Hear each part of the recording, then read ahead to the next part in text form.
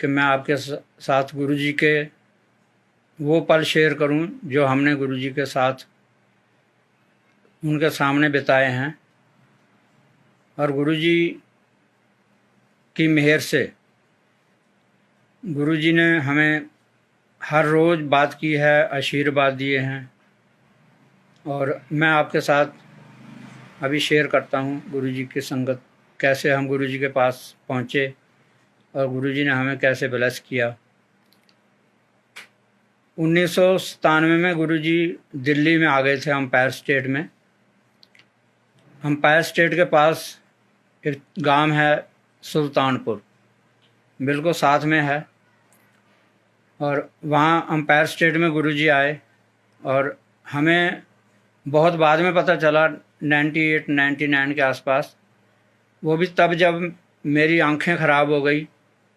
High blood pressure के कारण clouding आंखों में ब्लड आ गया और दिखना बंद हो गया। तो गुरुजी के वहाँ से जो अम्मा जी हैं, सुधा आंटी के वहाँ गुरुजी रहते थे, यहाँ एम्पायर स्टेट में। सुधा जी के सूट, पंजाबी सूट, और अम्मा जी के पंजाबी सूट, 2 बच्चियाँ थी गुरुजी के पास, गुरुजी के भाई साहब की। वो हमारे यहाँ सूट सिलाने के लिए आते थे। पंजाबी सूट आंटी सीती है। और गुरुजी ने उनको भेजना जब, तो अम्मा भी हमारे पास आती थी और बताती थी गुरुजी के पास आया करो, आपकी आंखें ख़राब हैं तो वो ठीक कर देंगे।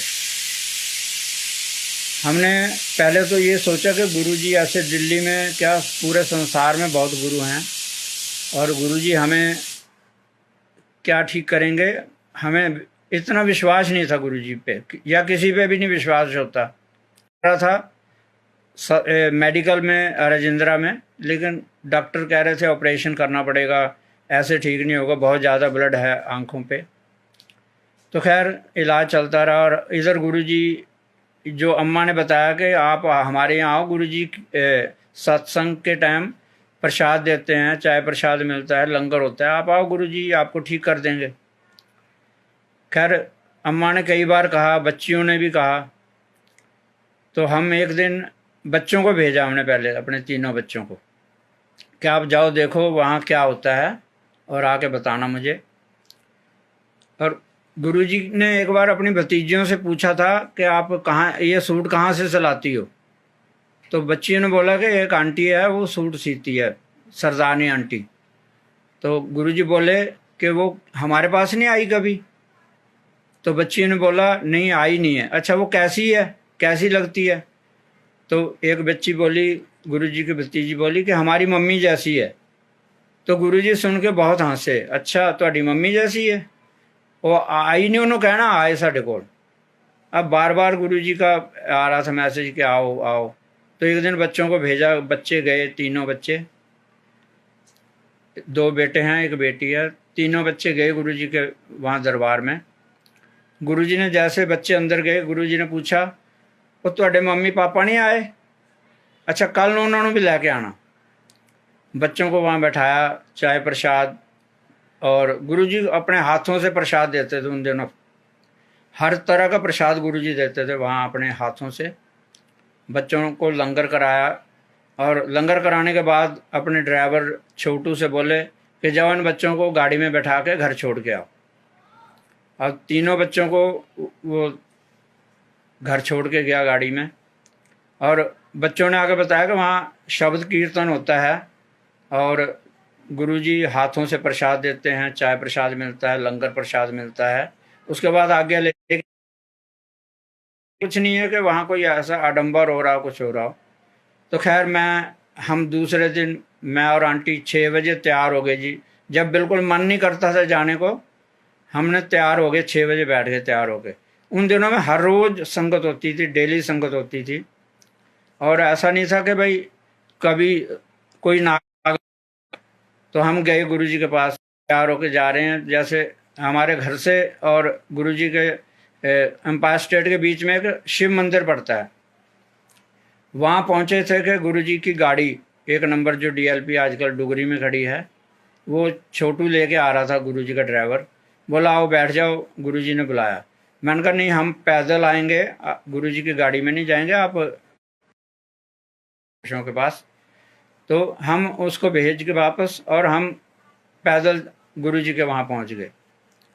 अब यकीन नहीं मानिएगा, जैसे हम गुरुजी के दरबार में अंदर कदम रखा, ऐसे दिमाग में जो अंधेरा सा या दुख की जो दिमाग में भरा हुआ था, वो सब गुरुजी के दर्शन करते ही दूर हो गया। और पर्दा, जैसे पर्दा फटता है, ऐसे दिमाग से एक आवाज़ आई पर्दा फटने की, कि बिल्कुल क्लियर हो गया सब कुछ। और जो बिल्कुल दिखता नहीं था, बिल्कुल गुरुजी के दर्शन हुए। गुरुजी सामने बैठे थे, नूर बहुत चेहरे पे नूर था उनके, और बड़े अच्छे लग रहे थे गुरुजी। तब गुरुजी ने मुझे देखते ही बोले, सरदार जी टेलीफोन डिपार्टमेंट में काम करते हो? मैं कहा हाँ जी गुरुजी। अच्छा बह जो, कल्याण हो गया। सानू हमें बैठा दिया। बैठाने के बाद चाय प्रसाद आया, और चाय प्रसाद के बाद फिर गुरुजी ने मुझे बुलाया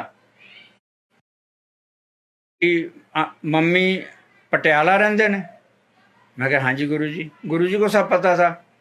पटियाले, हमें गुरुजी कई बार कहते थे कि सुल्तानपुर से भी आप हमारे गवांडी हो, गवांडी मीन्स नेबर, और पटियाला से भी आप हमारे गवांडी, क्योंकि मलेरकोटला के पास ही पटियाला है। तो गुरुजी हमें इस तरह से बुलाते थे। खैर गुरुजी ने बोला, अच्छा अपनी मम्मी नू कह के शहद मंगाओ, पुराना शहद मंगा लो। उन दिनों में मोबाइल नहीं होता था, तो मैंने लैंडलाइन से बात करके माँ से, और उनको बताया कि आप शहद भेज दो। हफ्ता लगा शहद आने में, और शहद आने के बाद गुरुजी को मैंने शहद ला के दिया एक शीशी में भर के। गुरुजी ने ब्लेस किया और शहद मुझे दे दिया कि ये 2 दिन आपने हफ्ते में 2 बूंद दोनों आंखों में 2-2 बूंद डालना है।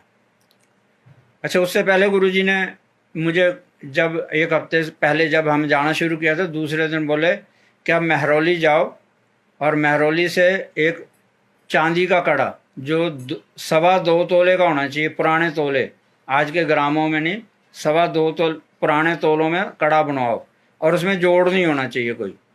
तो मैंने कहा जी गुरुजी ठीक है, मैं जाता हूँ। अब महरौली में घूमता रहा मैं, और भी जगह गया, 1-2 जगह। बिना जोड़ का कड़ा बनाने को कोई सोनार तैयार नहीं हुआ। बोले जी जोड़ तो लगेगा ही। तो मैंने कहा नहीं, मुझे तो बिना जोड़ कर 2.25 तोले का ही शुद्ध चांदी का कड़ा चाहिए। तो गुरुजी की कृपा से एक सुनार मान गया कि जी मैं बना दूंगा आपको कड़ा। अब उसने कड़ा बना दिया। कड़ा लेके, ये कड़ा जो मैं आपको अभी दिखा रहा हूँ, ये गुरुजी के हाथ से ब्लेस किया हुआ कड़ा है चांदी का। गुरुजी ने इसको ब्लेस किया और मुझे दे दिया कि इसे पहन लो, और शहद डालते रहे। कड़ा पहन लिया, और दिन रात नज़र ठीक होने लगी। इधर गुरुजी ने एक जग मंगाया मेरे से, तांबे का जग। उन्होंने तो कहा जग ले आना तांबे का। अब मैं 2 लीटर का जग उठा लाया जी, मुझे पता नहीं था। तो गुरुजी हाँ से देख के जग, बोले अड्डा वड्डा की करना सी। खैर कहते कोई बात नहीं, जितना पी सको पी लेना, बाकी स्नान करते टाइम उसमें डाल दिया करना। तो खैर ये चीज़ें होते होते गुरुजी के पास जाते, रोज़ गुरुजी से आशीर्वाद मिलता था, कल्याण हो गया, मौज करो, ऐश करो, ये गुरुजी हमेशा बात करते थे। आंटी से हर रोज़ बात होती थी। अब हमने तो सुना था कि गुरुजी किसी से बात नहीं करते, लेकिन हम जब जाना शुरू किया, पता नहीं हमें, सुल्तानपुर में देखो हज़ारों लोग रहते हैं, लेकिन गुरुजी ने हमें ही चुना। पता नहीं क्या कारण था, हमारे गुरुजी ने हमें चुना इतने लोगों में। और कोई संगत सुल्तानपुर से नहीं जाती थी, बल्कि एम्पायर स्टेट में भी बहुत लोग रहते हैं, वो भी नहीं आते थे। कुछ आसपास के लोग थे, 4-5 जो लोग आते थे। खैर गुरुजी ने हमें अपने पास बैठाना, गुरुजी बात करते थे, आंटी से बात करते थे। और गुरुजी जिनको भी चोला, अपना चोला देते थे, जो पहना हुआ चोला गुरुजी लोगों को देते थे ब्लेस करने के लिए, तो वो बोलते थे आंटी के पास जाओ, उत्थे जाकर सुलाओ। और सब लोग हमारे पास ही आते थे चोला सिलाने के लिए। तो गुरुजी के चोले ये सीती थी, तो पैसे कईयों से नहीं लेना चाहती थी कि गुरुजी के चोले हैं तो नहीं लेने। तो गुरुजी ने एक दिन मैसेज पहुंचा दिया कि उनको बोलो पैसे ज़रूर लिया करो, मेहनत का काम कर रही हो तो ले लो पैसे। तो गुरु जी के कहने पे गुरु जी ने कहा 500 रुपये लिया करो हर एक से। गुरु जी अपने बिल्कुल भक्तों का ख्याल रखते हैं। गुरु जी हमेशा बहुत, कई बार जैसे बड़े घर के लोग होते हैं वो ऐसी बातें हमें कहते थे, वहाँ संगत में भी कह देते थे और मैसेज भी आता था। अम्मा घर पे आ जाती थी, गुरु जी का कोई गुरु जी को स्पेशल चीज़ दे के जाता था तो अम्मा जी के हाथ में वो हमारे घर तक पहुँचाते थे गुरु जी।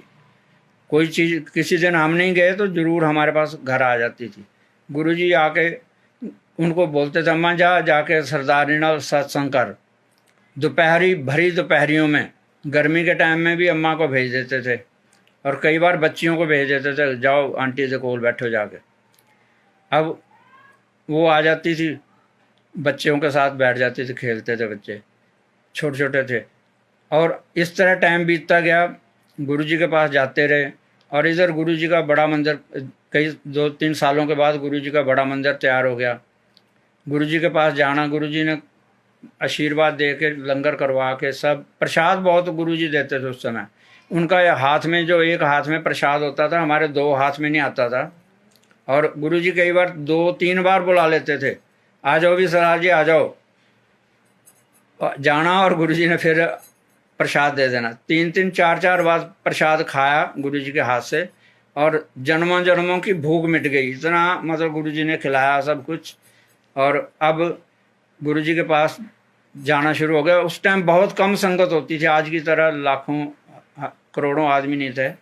10, 20, 30 आदमी, जो दिल्ली की क्रीम हुआ करती थी उन दिनों में, मिनिस्टर और बहुत मतलब ऐसी संगत होती थी जिसको आप बखान नहीं कर सकते।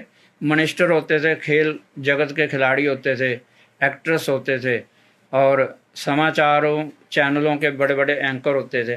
तो गुरु जी के पास बैठते थे, गुरु जी उनका सबका कल्याण करते थे। क्रिकेट खिलाड़ियों में कईयों को जो उनको प्रॉब्लम थी वो दूर की। गुरु जी हमेशा सबका भला करते थे, ब्लेसिंग करते थे। अब उधर मंदिर तैयार हो गया, इधर बच्चे अपनी दादी के पास गर्मियों की छुट्टियों में पटियाला चले गए, हम दोनों घर पे रह गए। तो गुरु जी के पास जाने से, हाँ, गुरु जी के वहाँ दर्शन करने जाने से पहले हम घर में कई बात सोचते थे कि आज गुरु जी से ये बात करेंगे जाके। लेकिन संगत जी आप मानिए, जैसे गुरु जी के वहाँ अंदर दरबार में एंट्री करते थे, वो सब वाश हो जाता था कि हमने क्या कहना है गुरु जी से। मांगने की तो हिम्मत क्या, वहाँ बोलने का नहीं होता था। गुरु जी खुद बोलते थे कुछ तो उसका जवाब हम देते थे। बाकी अपने मन से नहीं हम बोल पाते थे कुछ भी कि वहाँ क्या कहना है। तो हम रास्ते में जा रहे थे, मैं और ये आंटी, रास्ते में ये बोली, अब गुरु जी का मंदिर तैयार हो गया है, हमें दर्शन करने हैं। रात में संगत होती है वहाँ पर। गुरु जी के पास तो संगत के पास साधन हैं, गाड़ियाँ हैं, वो तो रात में चले जाते हैं, हम कैसे जाएंगे गुरु जी का मंदिर देखने। मैंने कहा कोई बात नहीं, चले जाएंगे, दिन में चले जाएंगे, बस से चले जाएंगे, वहाँ दिन में दर्शन कर लेंगे, रात में कोई ज़रूरी थोड़ी है। तो खैर ऐसा सोचते हुए, बात करते हुए हम मंदिर चले गए गुरु जी के पास। मत्था टेका, चाय प्रसाद लिया गुरु जी ने जो प्रसाद दिया। लंगर लेके, मैं पहले लंगर ले लिया और मैं हाथ धो के, उन दिनों में लंगर लेके हाथ धो के गुरु जी से फिर आज्ञा लेनी होती थी घर जाने के लिए। तो जैसे मैं हाथ धो के गुरु जी के पास आज्ञा लेने के लिए आया तो गुरु जी बोले, सरदार जी बह जाओ अच्छे, मेरे को बह जाओ। अच्छा, पास में बैठा लिया मुझे। और गुरु जी बोले आंटी कितने, मैं कहा जी आ रही है। सरदार नहीं आंटी कितने, मैं कहा जी आ रहे, हाथ धो के आ रहे। अच्छा ठीक है, बुला लो ना। दोनों हम बैठ गए जी गुरु जी के पास। अब गुरु जी ने, नोएडा से एक संगत आती, मुझे नामों का थोड़ा याद नहीं रहता क्योंकि भुलक्कड़ हूँ थोड़ा सा। तो खैर उन्होंने मैं बत्रा साहब कहता, तो बत्रा जी को बुलाया, छोटे भाई को, बत्रा इधर आ। अब बत्रा साहब आ गए, आके उन्होंने गुरु जी के पास मत्था टेका। गुरु जी बोले एनू आंटी अंकल नू लैके बड़े मंदिर चल जा। अब बत्रा जी ने तो लंगर ले लिया था, उनकी आंटी ने अभी लंगर नहीं लिया था, फिर भी हमें गुरु जी की आज्ञा से लेके और वो चले, मंदिर चले। अब उन दिनों में ऐसे आज की तरह बड़ी सड़कें नहीं थी, लाइटें नहीं थी, हम जा रहे हैं। उस टाइम भी बहुत हो जाता था गुरु जी के पास ही। उस टाइम मेरे ख्याल 9:30-10 का टाइम हो गया था। जा रहे हैं हम, जंगल में भगा के ले जा रहे गाड़ी। मैं सोच रहा हूँ, मैंने कहा आज हमने क्या कह दिया जो गुरुजी ने हमें कहाँ भेज दिया। पता भी नहीं था मंदिर कितनी दूर है। तो चलते चलते हम भाटी माइंस के पास जो गुरुजी का बड़ा मंदिर बना हुआ था वहाँ पहुँच गए। वहाँ जाके देखा तो उन्होंने, बत्रा जी ने दरवाज़ा बड़ा खड़काया और माली उठ के आया, क्योंकि 2-3 फैमिली थी माली की जो गुरुजी के मंदिर की सेवा में हर टाइम वहीं थे, और आज की तरह कोई सेवादार संगत कुछ नहीं थी वहाँ पर। मालियों ने दरवाज़ा खोला, जनरेटर चलाया, क्योंकि बिजली भी जनरेटर से ही ली जा रही थी। जनरेटर चला के लाइट कर दी, मंदिर पूरा लाइटों से जगमगा गया, और सारा मंदिर हमें घुमाया दोनों को। जो आज हम इस समय नहीं देख सकते मंदिर में, वो उन्होंने पूरे सारे कमरे जो गुरुजी के पर्सनल कमरे थे या जहाँ गुरुजी ध्यान करते थे, सारी जगह हमें दिखा के, सारा कुछ दिखा के हम वहाँ बाहर आए, जहाँ पर आजकल शिवजी महाराज की मूर्ति उसमें रखी हुई है, फवारे के पास है। वहाँ आके बत्रा जी बोले, सरदार जी जब इस मूर्ति को यहाँ स्थापित किया गया था तो इसमें से आवाज़ आई थी, कुछ आकाशवाणी हुई थी। तो अब मन गुरुजी के प्रति अभी भी पत्थर दिली था, ज़्यादा समझ नहीं आई थी गुरुजी के बारे में। तो मन में सोचा मैंने उनको तो कुछ नहीं कहा, मन में सोचा, मैंने कहा ये जो महापुरुष होते हैं ये त्राटक विद्या मीन्स हिप्नोटिज्म से किसी भी चीज़ को बुला सकते हैं, पत्थरों से भी बात करा देते हैं, सब कुछ संभव है हिप्नोटिज्म द्वारा। अब ये कह कि मैंने उनसे तो नहीं कहा, हम अंदर जाके बड़े मंदिर में बैठ गए दरबार में। अब 5 लोग हम बैठे थे, 1-2 वो अंकल आंटी, 2 हम और 1 माली बैठ गया, हमारे 5 लोग बैठे हुए थे। इतने में आज जो पहले लंगर नीचे अंडरग्राउंड लंगर था, छोटा सा लंगर था क्योंकि संगत ज़्यादा नहीं होती थी, तो गुरुजी उस साइड से गुरुजी ने अंदर प्रवेश किया मंदिर में, और कम से कम 20 से ज़्यादा लोग, 20-25 लोग होंगे जो गुरुजी के साथ संगत के रूप में थे, अंदर एंट्री की और हम खड़े हो गए। तो गुरुजी बोले, आंटी तू कहती सी ना मंदिर किद्दां देखांगी, ए हुण देख ला मंदिर, देख लिया किद्दां लग्या तैनूं? बोले हाँ जी गुरुजी बहुत अच्छा लगा, आपने दर्शन करा दिए, बहुत ही अच्छा लगा। अच्छा बैठ जाओ। गुरुजी ने हमें बैठ गई सब सज के, गुरुजी बैठ गए अपने सिंहासन पे। अब गुरुजी प्रसाद बंटवारा करके सबको प्रसाद दिया, गुरुजी ने अपने हाथों से हमें भी दिया, और बहुत सारा प्रसाद दिया गुरुजी। ये आंटी के पास से बहुत प्रसाद हो गया, गुरुजी ने मिठाई के डिब्बे, और गुरुजी पता नहीं क्या मेहर करते रहते थे, बहुत कुछ देते थे गुरुजी। खैर थोड़ी देर में गुरुजी ने जोशी अंकल और एक और संगत से कहा, जो सेवक से, कि जाओ मेरे कमरे तो ना गुरु नानक देव जी स्वरूप ले आओ बड्डा चक के। आज जो मेरे पीछे आप देख रहे हैं गुरु नानक देव जी का ये स्वरूप गुरुजी ने अपने हाथों से मुझे वहाँ बड़े मंदिर से उस दिन दिया, और ये इतना बड़ा है कि किसी वो जब दिया तो मैं घबरा गया देख के, मैंने कहा ये इतना बड़ा स्वरूप दे रहे हैं गुरुजी, कैसे जाएगा घर। खैर थोड़ी देर में गुरुजी ने बड़े बत्रा जी को बुलाया, उनके बड़े भाई को बुलाया, बोले बत्रा तेरे को सीलो गड्डी है? बोला हाँ जी। अच्छा सरदार गुरु नानक देव जी का स्वरूप लैके उन्होंने घर छड़ गया। अब खैर चलो, मैंने और उन्होंने स्वरूप उठाया, इसने प्रसाद उठाया, और हम बाहर आए गाड़ी तक। सीलो गाड़ी में रखने, ऊपर कैरियर नहीं था, अंदर गेटों से जा नहीं रही थी क्योंकि बहुत बड़ी ये है, ये स्वरूप है, तो नहीं जा रहा था अंदर। तो काफ़ी मशक्क़त करते रहे, कभी डिक्की भी खोल के रख के देखना चाहा तो उसमें भी नहीं आई।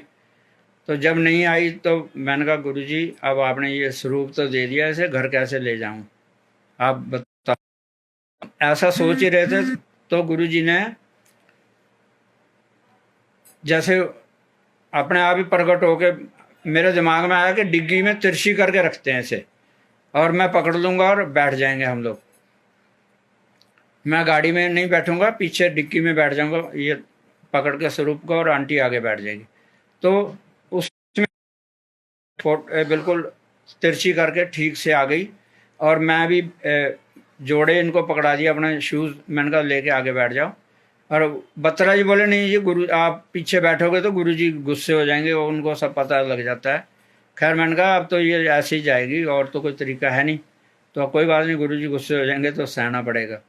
खैर मैं बैठ गया पीछे, ये उन धीरे धीरे गाड़ी चलाते हुए वो ले गया। उन दिनों में एम्पायर स्टेट के पास आके मैंने कहा आपने तो नोएडा जाना तो आप जाइए, हम ले जाएंगे घर, इसको थोड़ी दूर ही आप। एम्पायर स्टेट के पास आके बोले, तो बोला नहीं नहीं गुरुजी सब देखते रहते हैं वहाँ बैठे हुए, घर ही छोड़ के आऊँगा। तो घर छोड़ के चले गए हमें। और जब मैंने उसी टाइम हथौड़ी कील से ये लगा दी फ़ोटो पीछे, ये उन गुरुजी ने कहा था कि यहाँ आप सोते हो उसी के पास, वहाँ अपने आसपास लगा लेना। तो लगा के हम उस टाइम 2:30-3 का टाइम हो गया था रात के, सो गए। मैं यहीं सो गया इसी स्वरूप के नीचे। तो गुरुजी ने अब संगत जी, गुरुजी प्रत्यक्ष दर्शन देते हैं, सपनों में भी प्रत्यक्ष दर्शन देते हैं, और वैसे सामने तो थे ही गुरुजी। तो जैसे 4, 4:30 का टाइम हुआ, एकदम कमरा रोशनियों से नहा गया, रोशनियाँ हो गई चारों तरफ। और बिल्कुल गुरुजी एक कमरे में उन दिनों एम्पायर स्टेट में भी सोफे पे बैठते थे, आज की तरह सिंहासन नहीं था। तो सोफे पे बैठे हुए गुरुजी, लाल चोले में, लाल ही सोफा है, और उनके सामने टेबल पे 3 ग्रंथ तो टेबल पे रखे हैं, एक ग्रंथ खोल के थाई पे रखा हुआ है, और उसमें कुछ पढ़ रहे हैं, और 4 ग्रंथ हैं बड़े बड़े। तो गुरुजी जैसे मैं गेट के पास हूँ तो गुरुजी बोल रहे सरदार जी आ जाओ, एक कोई त्राटक विद्या नहीं हैगी। गुरुजी ने मुझे उसी टाइम बता दिया कि जो मैंने कहा था कि त्राटक विद्या से ये सब कुछ होता है। तो अब गुरुजी ने हमें बता दिया कि त्राटक विद्या नहीं है। तो गुरुजी साक्षात भगवान हैं, विष्णु ब्रह्मा विष्णु महेश के ज्ञाता हैं। उस दिन से विश्वास आ गया मन में कि गुरुजी हैं, भगवान हैं। तो गुरुजी ने उसके बाद भी ऐसे कई बार मन में आता है आदमी के, जब भी गुरुजी के बारे में, क्योंकि प्रत्यक्ष बता दिया था गुरुजी ने। गुरुजी के मंदिर जाना हमने, और वहाँ बहुत कौतक करते थे गुरुजी, प्रसाद भी आ जाता था और उनके हाथ से, और वो दे देते थे लोगों को सचखंड प्रसाद। और कभी कुछ किसी को गुरु नानक देव जी के रूप में दर्शन दे देने वहीं बैठे बैठे संगत में, और किसी को शिव जी के रूप में दर्शन देने। गुरु जी हमेशा कहते थे कि मैं शिव दा अवतार हाँ तो नानक जी का अवतार। तो गुरु जी बहुत मतलब ज़्यादा किसी को ऐसा नहीं कि कोई वहाँ कोई रूल, संगत जिस तरह से भी आती थी बैठ जाती थी, जैसे भी आती थी बैठती थी। गुरुजी सबका कल्याण करते थे। हाँ, गुरुजी पंजाबी पहरावे से बहुत प्यार करते थे, पंजाबी कल्चर से बहुत प्यार करते थे। लंगर के गज़लें और गाने और जो गुरुजी को अच्छा लगता था वो बिल्कुल सब होता था वहाँ पर। कभी कभी गुरुजी लोगों को डांस करने के लिए भी कह देते थे, सब लोग नाचते थे वहाँ पर गुरुजी के सामने, और गुरुजी कभी उनकी तरफ देखते नहीं थे। गुरुजी पता नहीं उनकी क्या कष्ट दूर करते होंगे, जिनको चला भी नहीं जाता था वो भी वहाँ नाचते हुए देखे गए। खैर गुरुजी के पास जाते जाते गुरुजी जैसे हम बच्चों को लेके जाते थे, मेरी बेटी हमेशा पंजाबी सूट में जाती थी और सिर पे चुन्नी लेके गुरुजी को माथा टेकती थी हमेशा। गुरुजी खुश होते थे जैसे देखते थे कि 8-9 आदमी रह गए हैं, लाइन में लगे हुए हैं सब लोग, तो ये सिर पे चुन्नी लेके। तो मैं हॉस्पिटल में, उन्होंने मुझे इमरजेंसी में बोले ऑपरेशन होगा आपका, ओपन हार्ट सर्जरी होगी। तो मैंने कहा ऐसी हो जाएगी बिना ये रिमूव किए, हेयर रिमूव किए। बोले नहीं जी ऐसा तो इन्फेक्शन हो जाएगा। एक दिन लगा जी पूरा हमें ये डिस्कस करने में। मैं मानता नहीं था, मैं बोला मैं तो भाग जाऊंगा यहाँ से, आप ऐसे कर सकते तो कर दीजिए। खैर नहीं माने, बच्चे भी नहीं माने, और गुरुद्वारे साहब के ग्रंथी जी को लेके आए, बोले ये भी कह रहे हैं कि करवा लो, ऐसा कुछ नहीं है, इससे कोई भंग नहीं होगा कुछ भी, मतलब आप जानबूझ के नहीं कर रहे हो। खैर ऑपरेशन जब डॉक्टर SK सिन्हा होते थे बत्रा में, सफल ऑपरेशन 10,000 उनका रिकॉर्ड था, और उन्होंने ऑपरेशन किया मुझे 2-2.5 घंटे 3 घंटे जो भी। हाँ, गुरुजी का स्वरूप पास में था, तो जब मैं अंदर ऑपरेशन थिएटर में गया तो मैंने मत्था टेका गुरुजी के स्वरूप को और अपनी आंटी को दे दिया स्वरूप। मैंने कहा अपने पास रखो। तो जब मैं अंदर गया तो हमने पहली बार मैंने देखा कि डॉक्टर भी हाथ जोड़ के कुछ मतलब मन में जाप करते हैं ऑपरेशन करने से पहले। जब तक मुझे एनेस्थीसिया दिया जा रहा था और सब कुछ था, तो मैं डॉक्टर साहब को देखता रहा, हाथ जोड़े घूमते रहे, और जब मैं बेहोश हो गया तो उन्होंने जैसा जो भी ऑपरेशन का था कर दिया। 2.5-3 घंटे बाद मुझे वहाँ से रिकवरी रूम से वार्ड में ले गए, और कुछ देर बाद जब होश आना शुरू हुआ तो नर्स आई, उन्होंने मुझे कहा मेरा हाथ खींचो, ऐसा मतलब जो उनका प्रोसेस होता है कि होश में आ गए हैं कि नहीं। होश में आने के बाद कुछ देर बाद आंटी को और बेटे को बाहर से बुलाया गया, मुझे मिलवाया। तब तक मुझे इतना होश नहीं था, फिर भी बात हो रही थी कौन आया कौन गया है। खैर, जब वार्ड में पहले ICU में रखते हैं बहुत हफ्ता 3-4 दिन, उसके बाद जब ICU में डरावने सपने आने लगे और बिल्कुल काली छाया ऊपर उड़ती रहती थी, और ऐसा लगता था कि जैसे पता नहीं कौन कौन ऊपर मंडरा रहे हैं, चेहरे नज़र आते थे डरावने। मैंने गुरुजी से कहा, मैंने गुरुजी आपने जो अभी ये जो आ रहा है डरावना काम, इसको तो हटाइए और अपने दर्शन दीजिए, अपने मंदिर के दर्शन कराइए। तो वहाँ लेटे लेटे मुझे मेरे दिमाग के ऊपर से जैसे लड़ाकू जहाज निकल जाता है ना, बड़ी तेज़ आवाज़ करता हुआ, ऐसे कुछ हुआ। और वो जो काले सपने और वो जो दिमाग में ऐसे फितूर आ रहा था एनेस्थीसिया की वजह से, वो सब ख़त्म हो गया। और गुरुजी के मंदिर के दर्शन हुए, शिवलिंग बड़ा वाला जो ऊपर मंदिर के ऊपर है, साफ नज़र आया और मन शांत हो गया।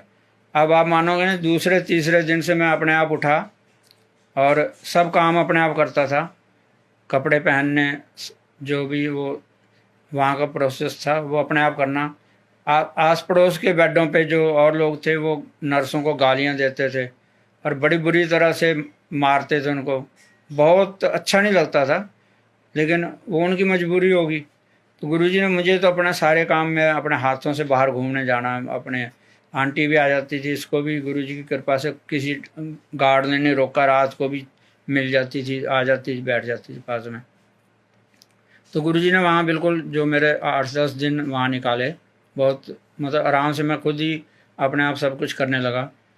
और जैसे ही वहाँ से घर आया मैं 8-10-15 दिन बाद, घर आने के 15 दिन बाद मैं गुरुजी के दर्शन करने गया। गुरुजी बैठे हुए थे, मैं गया। हाँ जी सरदार जी, अपना हार्ट रिपेयर कराया है, नवा पवा लिया हार्ट? मैं कहा हाँ जी गुरुजी, तुसी नवा हार्ट पाता। अच्छा ठीक है, सब कल्याण हो जाएगा। ऐसे गुरुजी थोड़ी देर में मुझे बुलाया, बोले सरदार जी तुसी पैग ला लेंदे हो, विस्की पी लेंदे हो? मैं कहा नहीं गुरुजी, मैं नहीं पींदा। अच्छा इदा करो, थोड़े दिनों बाद 1 पैग 2 पैग ले लिया करो। अब गुरुजी ने मुझे ये बात कही, और जबकि मैं नहीं पीता था, तो प्रसाद के तौर पे मैं जब ठीक हो गया 1-1.5 महीने बाद मैंने लेनी शुरू कर दी। और गुरुजी ये दवाई के तौर पे, ये कोई मैसेज नहीं है कि दारू पियो सब लोग। गुरुजी जिसको जैसा दवाई के रूप में या जिसका कल्याण जिस तरह से करना होता था वो कहते थे, खुद कहते थे इस चीज़ को। हर एक को नहीं कहते थे, किसी किसी को कहते थे। इधर गुरुजी के पास जाने से हमें दिल्ली में या पंजाब में कोई भी मैरिज पार्टी या किसी तरह की भी गुरुजी को जो कार्ड दे के जाती थी संगत, वो गुरुजी को ब्लेस करने के लिए 10-20 कार्ड देते थे। गुरुजी अपने हाथों से संगत को देते थे कि आप ये पहुंचो। तो पटियाला में कोई 22 नंबर फाटक है, वहाँ पर प्रोग्राम था, गुरुजी ने भी वहाँ जाना था, तो हमें कार्ड दिया। और मत्था टेकते टाइम गुरुजी रोज़ मुझे कहते थे, चलो सर आज ये 22 नंबर फाटक, ऐसे कुछ भी नाम रख देते थे गुरुजी। एक बार हजूर साहब हम चले गए, तो गुरुजी को जैसे पता चला तो उन्होंने नाम रख दिया मेरा, हजूर साहब, खंडूर साहब। ऐसे गुरुजी आवाज़ लगाते थे संगत में से, चलो सरदार जी घर चलो, हजूर साहब, खंडूर साहब चलो। गुरु जी इन चीज़ों को मना करते थे कि कहीं बाहर मत घूमो, भगवान तो वहीं पास में बैठा है। तो खैर मन दिमाग जो है आदमियों का कहाँ मानता है। खैर गुरु जी ने जैसे नाम रख दिया, नाम लेके बात करते थे कई बार। तो ऐसे गुरु जी ने एक बार दर्शन दिए मुझे बड़े मंदिर में, कि मैं वहाँ बड़े मंदिर में खड़ा हूँ। गुरु जी एक किसी जगह पे लेटे हुए हैं, उनके जो जटाएं हैं शरीर की, मतलब जटाओं में से गंगा निकल रही है, गंगा निकल रही है। गुरु जी का वो स्वरूप अपना ही है, मतलब शिव जी का स्वरूप नहीं है, गंगा निकल रही है। गुरु जी ने मुझे बुलाया कि सर आज इधर आओ, जरा सामने एक टोकरी पई सी, ऊपर टोकरी पड़ी हुई थी, ए पकड़ाओ मैनू। अब मैं जा रहा हूँ, देखता हूँ ये गुरु जी के मेरे साथ ऐसा हुआ। गुरु जी ने सपने में मुझे ऐसा बताया। जैसे मैं गया, टोकरी को मैंने उठाया हाथ में और लाकर गुरु जी के पास रखा। गुरु जी टेढ़े होकर थोड़ा सा तिरछे से होकर देखा उसे, और जैसे हीरे मोती भरे हुए ना उसमें, ऐसे हीरे मोती भरे हुए थे। और इससे पहले कि गुरु जी मुझे कुछ कहते, तो एक बड़ा सा गेट था, उसमें एक काला साया बहुत बड़ा उसमें प्रकट हुआ, और अंधेरा जैसे अंधेरा सा हो गया, और एकदम मेरा सपना टूट गया। अब मुझे ये बाद में अभी आज तक समझ नहीं आया कि गुरुजी ने वो मुझे क्या दिखाया। या तो मेरे ऊपर कोई परेशानी थी, वो गुरुजी ने दर्शन दे के मेरी परेशानी दूर कर दी, वो काला साया आया और चला गया। और इस तरह अभी ये कुछ दिन की बात है, अभी जैसे कोरोना के कारण हम सभी लोग टेंस तो हैं सभी, गुरुजी के होते हुए इतनी टेंशन करने की ज़रूरत नहीं है, पर फिर भी दिमाग में तो आता ही है कि ये क्या हो रहा है। बड़े बड़े वैज्ञानिक, बड़े बड़े डॉक्टर सब फेल हैं, किसी को कोई दवाई नहीं मिल रही इसकी। यहाँ आके पता लगता है कि सब चीज़ आदमी ने अपने ऊपर ओढ़ रखी है कि हम ये भगवान हैं, हम ये हैं, कुछ भी नहीं है। डॉक्टर और विज्ञान सब फेल हो गए। तो मैं ऐसे कुछ बात करके सोया था, तो मुझे रात में गुरुजी ने सुबह के टाइम एक बहुत बड़ा ट्राला है, ट्रक है बहुत बड़ा, उसमें गुरुजी ने सफ़ेद वर्दी जैसा स्टार लगे हुए वर्दी पे ऐसे बैठे हुए हैं उस ट्राले के स्टीयरिंग पे। और पहले तो गुरुजी ने अपना स्वरूप था गुरुजी का, जैसे मैंने उधर देखा, मैंने कहा गुरुजी बैठे हुए हैं, तो एकदम शिवजी महाराज के स्वरूप, बिल्कुल शिवजी, शिव, प्रत्यक्ष शिव मुझे दिखे वहाँ बैठे हुए। और बस हाथ से उन्होंने इशारा किया, तो ऐसा लगा कि गुरुजी ने कहा कि सब ठीक है, जो भी हो रहा मन में मत सोचो। तो गुरुजी इस तरह से कभी ना कभी कोई अच्छी शांति प्रिय बात करवा देते हैं, तो मन खुश हो जाता है कि गुरुजी अभी भी हमारे साथ हैं। तो अभी कुछ दिन जैसे गुरुजी के पास जाते जाते एम्पायर स्टेट में गुरुजी ने एक दिन आंटी को बुलाया कि आंटी, मतलब फ़ोन कर देते थे या अम्मा के थ्रू मैसेज आ जाता था। तो आंटी को जब हम मत्था टेकने जाते थे, एक दिन गुरुजी बोले आंटी ऊपर देखो, गुरुजी को एक्सरे गुरुजी करते रहते थे वहाँ बैठे हुए, हमारे घर नहीं आए थे कभी। हाँ, गुरुजी की माता जी 2 बार हमारे घर आए हैं, यहाँ मैं बैठा हूँ इसी जगह आके बैठते थे वो। तो गुरुजी के माता जी आए हुए हैं 2 बार, गुरुजी नहीं आए, गुरुजी बाहर से ही चले गए थे एक दिन। तो जैसे गुरुजी के माता जी आए थे, हमें बड़ा अच्छा लगा कि गुरु जननी आ गई हमारे घर पे। तो अम्मा के थ्रू गुरुजी कुछ ना कुछ मैसेज भेजते थे, जैसे कोई भी हमारे पे प्रॉब्लम आती तो गुरुजी कहते थे जा अम्मा जाके सत्संग कर आंटी ना, या गुरुजी ने अपना कोई अंत्य वस्त्र ठीक ऑल्ट्रेशन कराने के लिए भेज देते थे। तो गुरुजी ने एक दिन आंटी को बुलाया अपने वहाँ एम्पायर स्टेट में, तो ये गई, तो गुरुजी ये आंटी सुधा आंटी के पास बैठी थी। तो गुरुजी स्नान करके ऊपर फ्लोर पे गए, तो गुरुजी ने इसे देखा तो हाँ मुस्कराए।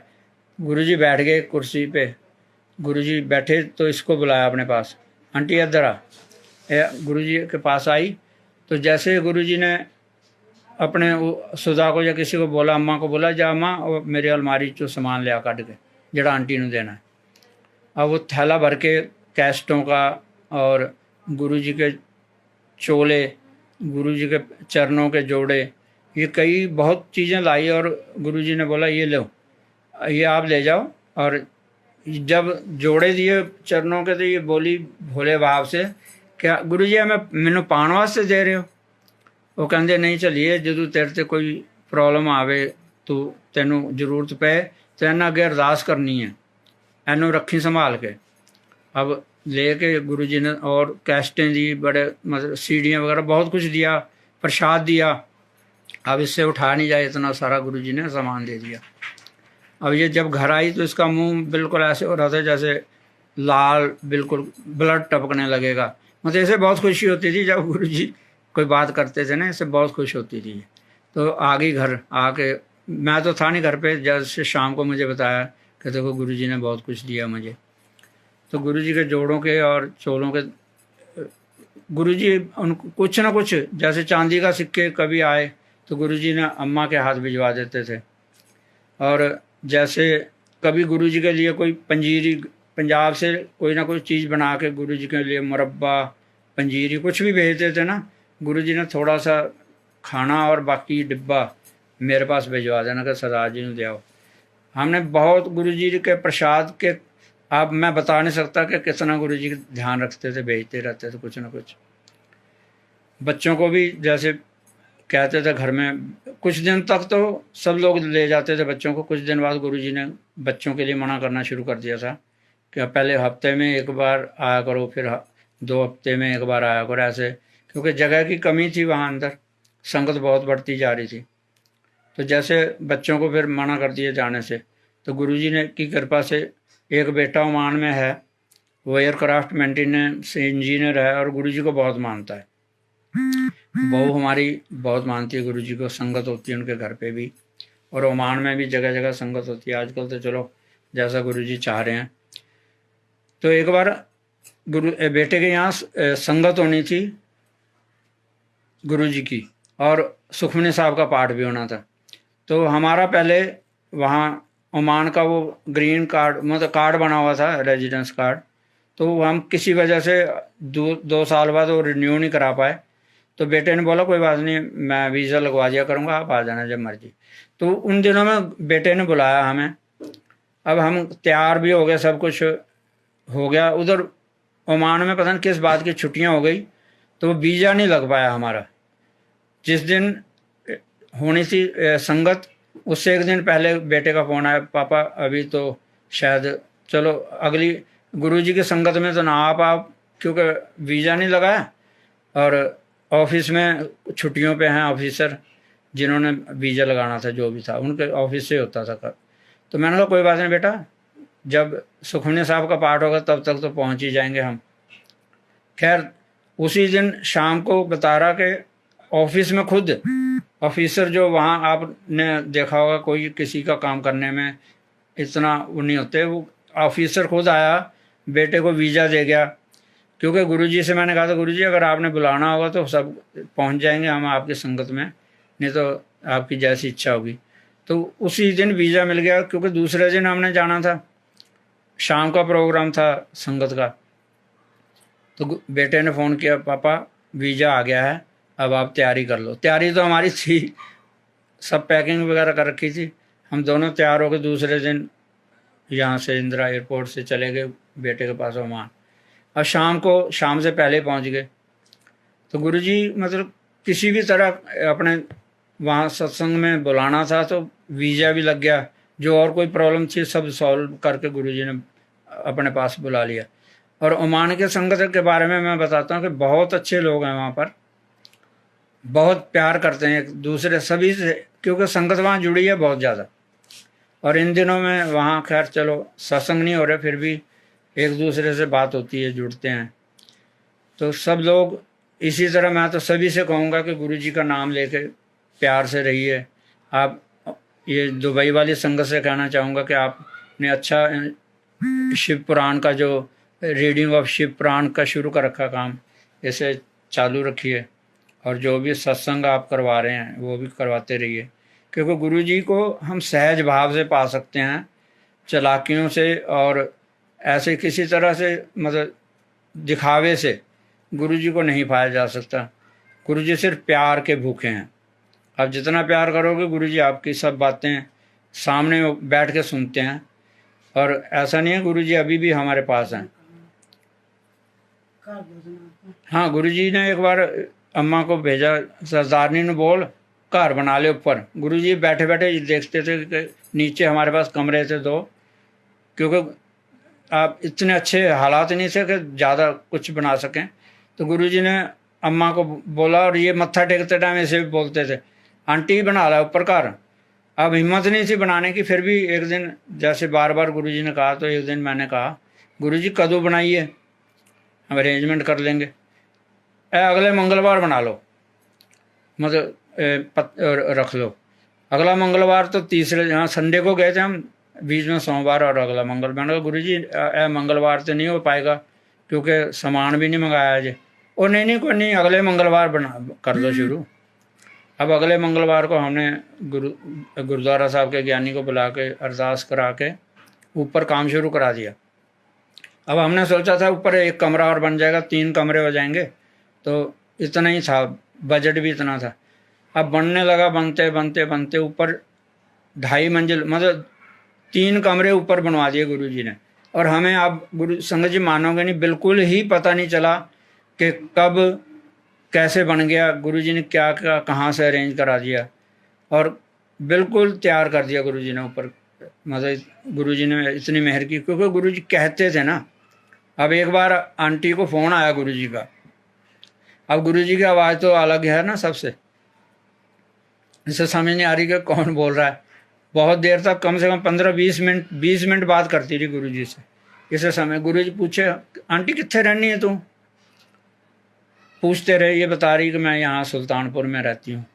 अच्छा आंटी कितना, सारा कुछ पूछते रहे, बहुत कुछ पूछा काफ़ी देर, इसे पता नहीं चला। अच्छा बाद बोले, अच्छा आंटी, जो आंटी बोले ना, अच्छा आंटी चलो ठीक है रख दो। अब इसे समझ आ गई कि हो, ये तो गुरुजी की आवाज़ थी। ये फिर पछताई बहुत कि गुरुजी को मैंने क्यों नहीं पहचाना। तो गुरुजी ऐसे कभी कभी ऐसे फ़ोन करते थे और बात करते रहते थे। और गुरुजी के लिए आप सबसे यही प्रार्थना कि आप अपना प्यार गुरुजी के प्रति रखिए, विश्वास रखिए। गुरुजी अभी भी, हाँ आज की संगत ज़्यादा ब्लेस्ड है क्योंकि हमने फिजिकल देखा है गुरुजी को, सामने बैठ के बात करी है। तो मन अभी भी हमारा वही फिजिकल देखने के ऊपर है, लेकिन आप लोग गुरुजी के बाद जुड़े हैं, गुरुजी के महासमाधि के बाद जुड़े हैं, तो आप उन्हें जी आप सबका भला करते हैं और भला करते ही रहेंगे। और अभी तो और बोलने की हिम्मत नहीं है क्योंकि गुरुजी जितना बुला सकते हैं उतने बुलाते हैं। अब बीच बीच में 2 बार खराबी भी आ गई, फ़ोन भी मेरा पहले से ख़राब है, तो मैं इसके लिए भी क्षमा चाहूँगा संगत जी से। और जब कभी फिर मौका लगा तो और कोई शेयर करने के लिए बहुत है, क्योंकि रोज़ जाते थे गुरुजी के पास, लेकिन अब दिमाग में नहीं आ रहे गुरुजी कुछ ना कुछ। हाँ एक बार मैं आपको एक सत्संग अपने बारे में सुनाता। मैं ऑफिस से जब, अभी तो मैं रिटायर हो गया हूँ 2014 में, मैं ऑफिस से ड्यूटी से जल्दी आ गया किसी टाइम। अब आने के बाद मैं दोपहर में जल्दी आ गया था, तो खाना वाना खा के मैं लेट गया और मुझे सपना आया कि गुरुजी एक जगह बिल्कुल सफ़ेद चादरें, ये गुरुजी के महासमाधि के बाद का सपना है, बहुत दिन बाद का। तो वहाँ एक जगह पे बहुत सारे सफ़ेद चादरें बड़ी बड़ी बिछी हुई हैं और गुरुजी एक सिंहासन पे, कुर्सी पे बैठे हुए हैं, अकेले बैठे हैं, और मैं और ये आंटी जाकर मत्था टेक रहे हैं वहाँ पर। और चारों तरफ पत्ते ही पत्ते, सूखे पत्ते झड़ झड़ के वहाँ गिरे हुए हैं, हवा चल रही है उससे उड़ रहे हैं पत्ते। तो मैं गुरुजी को मत्था टेक रहा हूँ, तो गुरुजी बोले, सरदार जी देखो ਇੱਥੇ ਪਹਿਲਾਂ किन्नी भीड़ होंदी सी, कितने लोग आते सी, अज मेरे कोल कोई नहीं आया मंदिर च। इस तरह गुरुजी ने मतलब बात की मेरे से। अच्छा सरदार जी बह जो, लंगर छक के जाना। गुरुजी जब भी ऐसे बोलते थे तो वही, जब मेरे एकदम मैं जाग गया, मैंने कहा ये क्या हुआ, गुरुजी याद कर रहे हैं। तो मैंने फटाफट स्नान किया। ये बोले क्या हो गया, मैंने कहा मैं अब तू तैयार हो जा आंटी, हमने गुरुजी के पास जाना, गुरुजी ने बुलाया है। गुरुजी कह रहे आज कोई नहीं आया मंदिर, छोटे मंदिर की बात बता रहा हूँ मैं आपको, अंपायर स्टेट। तो हम तैयार होके, स्नान करने के बाद तैयार होके मैं, और तैयार होके हम चले गए छोटे मंदिर गए। और जबकि वहाँ संगत नहीं होती थी उन दिनों में, सुधा आंटी घर पे नहीं होती है तो बंद हो जाती है संगत।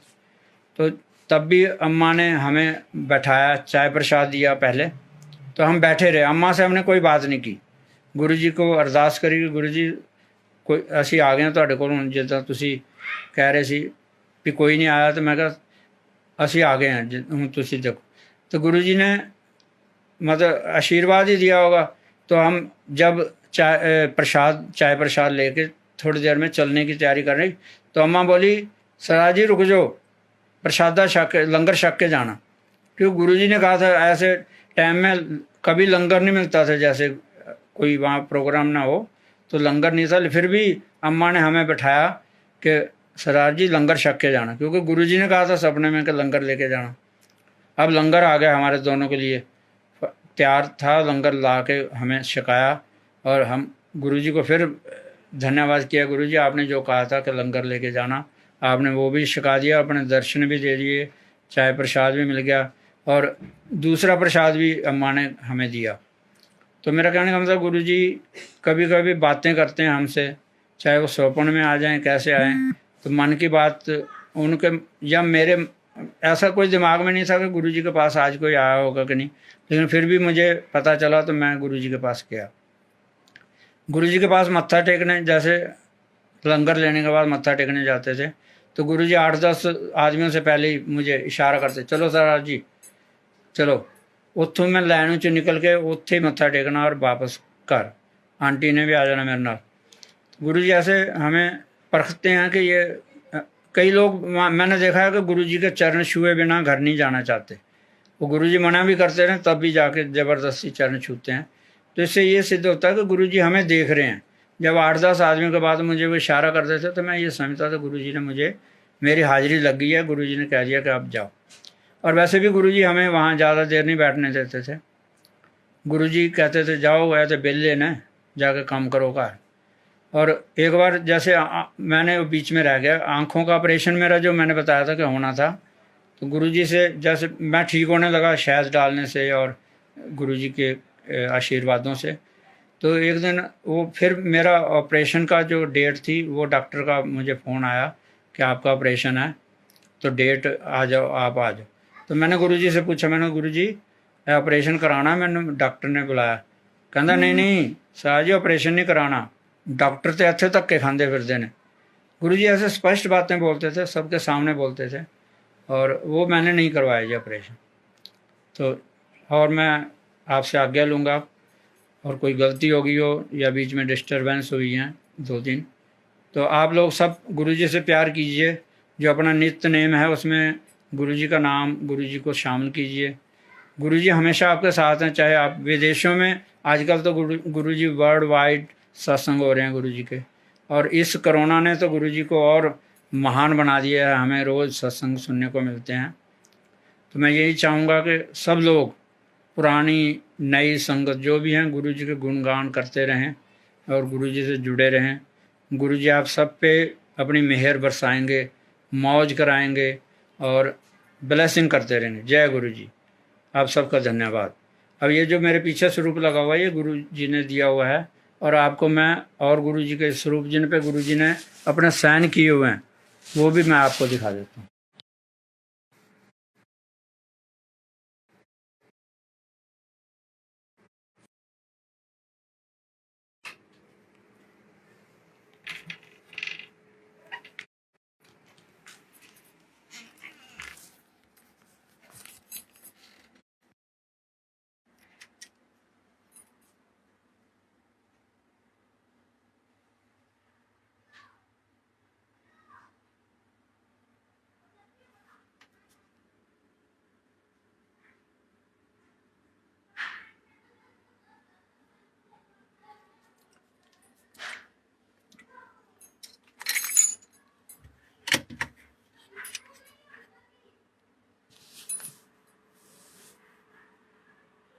ये गुरु जी ने दिया हुआ चांदी का सिक्का, ये सब चीज़ें गुरु जी के साथ की हैं। और ये गुरु जी के जोड़े हैं, गुरु जी के जो जोड़े हैं, ये कभी आप दिल्ली आएंगे तो आपको दर्शन करवाऊंगा। और अटैची में, यहाँ ऊपर अटैची में गुरु जी के वस्त्र रखे हुए हैं, वो सब कुछ आपको दिखाएंगे।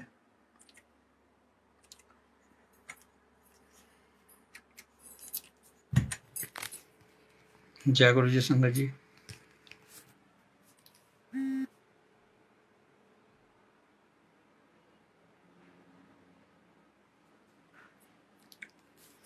जय गुरु जी।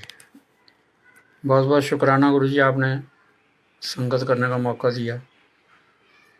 बहुत बहुत शुक्राना, बहुत बहुत शुक्राना। Thank you. पूरे सब संगत का धन्यवाद। गुरु जी सब पे मेहर करें। बहुत बहुत शुक्राना, बहुत बहुत शुक्राना।